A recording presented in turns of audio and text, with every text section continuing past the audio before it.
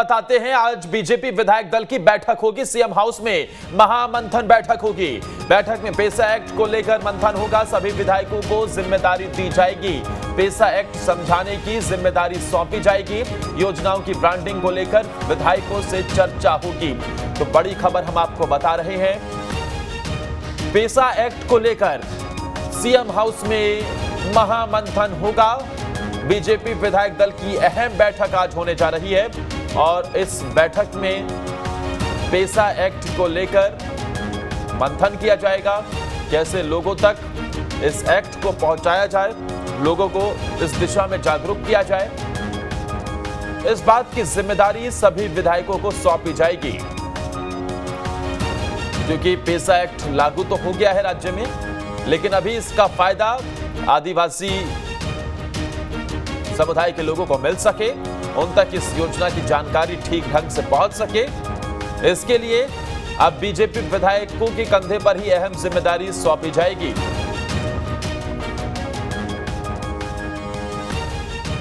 योजनाओं की ब्रांडिंग को लेकर विधायकों से चर्चा होगी। ये बैठक बीजेपी विधायक दल की होने वाली है।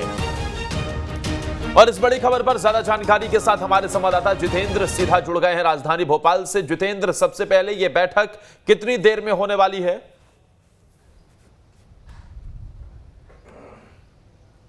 बिल्कुल, देखिए अगर हम बैठक की बात करें तो मुख्यमंत्री निवास में बैठक शुरू हो गई है, क्योंकि जो विधायक हैं उनका आना शुरू हो गया था। विधायक इस समय मुख्यमंत्री निवास के अंदर मौजूद हैं। कुछ विधायक हैं जो कि धीरे धीरे आ रहे हैं और जैसे ही सारे विधायक आ जाएंगे, ऐसा माना जा रहा है कि कुछ ही देर में जो बैठक है शुरू हो जाएगी। देखिए, इस बैठक का मुख्य उद्देश्य ही यही है कि किस प्रकार से जो तमाम विधायक हैं, खासतौर पर जो ट्राइबल इलाके के विधायक आते हैं, जो जनजातीय वर्ग से आते हैं, उन जनजातीय इलाकों के तमाम विधायकों को, जिनके विधानसभा क्षेत्र में जनजातीय वर्ग की संख्या काफ़ी ज़्यादा होती है, उन्हें किस तरह से बताया जा सके कि मध्य प्रदेश में जो पेसा एक्ट लागू किया गया है, उस पेसा एक्ट का फायदा आदिवासी जो वर्ग है वो कैसे उठा सकता है। इसके साथ ही सरकार की योजनाओं का जो क्रियान्वयन है वो किस प्रकार से किया जा रहा है, किस प्रकार से जो जनता है उसको लाभ मिल रहा है, इन तमाम विषयों को लेकर जो आज एक बैठक है वो बुलाई गई है। मुख्यमंत्री शिवराज सिंह चौहान की अध्यक्षता में बैठक होगी। मुख्यमंत्री शिवराज सिंह चौहान के अलावा जो पेसा एक्ट को लेकर यहाँ पर जो एक्सपर्ट होते हैं वो भी मौजूद रहेंगे और एक एक विधायक को ये बताएंगे कि अगर आपके विधानसभा क्षेत्र में ट्राइबल इलाके हैं या फिर ट्राइबल लोग, जनजातीय वर्ग के लोग निवास करते हैं, या फिर सभी विधायक, अगर आपका दौरा भी उस क्षेत्र में पड़ता है और कोई जनजातीय वर्ग का व्यक्ति आकर ये जानना चाहता है कि पेसा एक्ट क्या है, तो उसको ये समझ में आ सके कि उसकी ज़मीन के लिए वो क्या कर सकता है, खेतीबाड़ी के लिए क्या कर सकता है, जल के लिए क्या कर सकता है, जो पेसा एक्ट लागू किया गया है उससे उसे कितना फ़ायदा मिलेगा।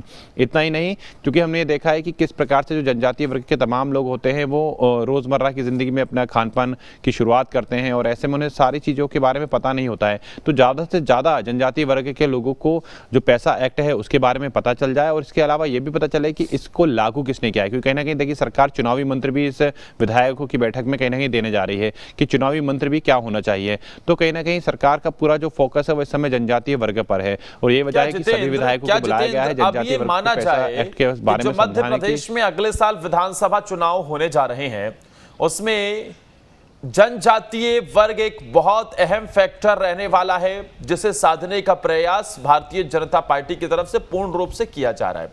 क्योंकि कांग्रेस पार्टी की भारत जोड़ो यात्रा की बात होती है तो वो भी मध्य प्रदेश के उन इलाकों में फोकस ज्यादा नजर आती है जहां से आदिवासी वर्ग को, जनजातीय समुदाय को साधा जा सके।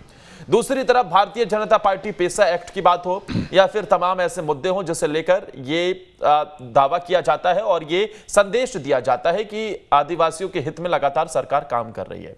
क्या अगले साल जो विधानसभा चुनाव होने हैं वो इसके इर्द गिर्द घूमते नजर आएंगे? इसकी बानगी अभी से देखने को मिल रही है।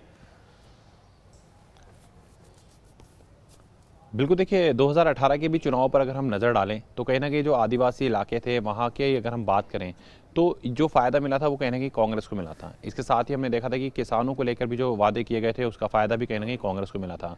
तो इस समय जो गरीब तबके के व्यक्ति की अगर हम बात करें और ख़ासतौर पर अगर हम जनजातीय वर्ग की बात करें तो इस बार सरकार का जो फोकस है वो जनजातीय वर्ग पर है। क्योंकि जाहिर सी बात है कि अगर जनजातीय वर्ग पर आपने फोकस किया और जनजातीय वर्ग के तमाम लोगों को आपने सराहा तो उसका फ़ायदा आपको ही मिलेगा। और ऐसे में अगर वोटिंग, क्योंकि हमने देखा वोटिंग का जो परसेंटेज भी बढ़ता है वो जनजातीय वर्ग में काफ़ी ज़्यादा बढ़ता है और ऐसे में जो वोटर्स होते हैं वो अपने घर से बाहर निकलते हैं।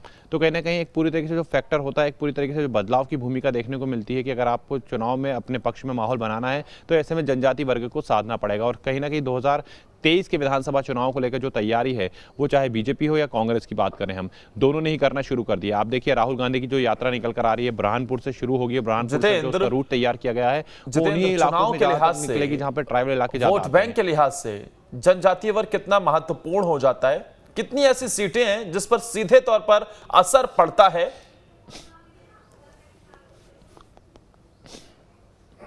हाँ बिल्कुल, देखिए अगर हम जनजातीय वर्ग की मध्य प्रदेश की बात करें तो 47 जो रिक्त सीटें हैं वो जनजातीय वर्ग के लिए निर्धारित हैं। 47 सीटें एक साथ अगर वोटिंग होती है, 47 सीटों का जरा से भी डामाडोल होता है तो ऐसे में जो एक बड़ा फर्क है वो कहीं ना कहीं मध्य प्रदेश में जो भी राजनीतिक दल अपनी सरकार बनाता है उस पर पड़ता है।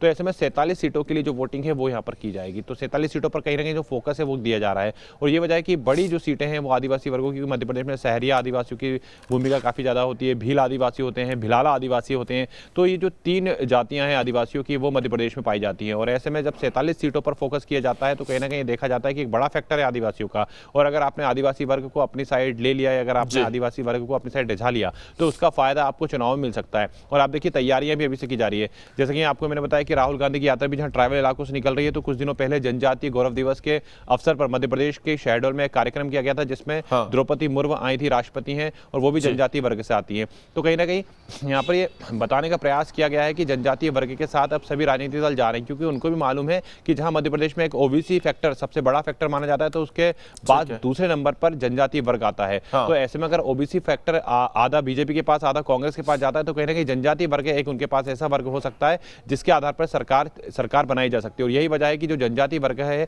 उस पर कहीं ना कहीं वर्तमान में फोकस किया जा रहा है। ठीक, बहुत बहुत शुक्रिया जितेंद्र आपका तमाम जानकारी देने के लिए। तो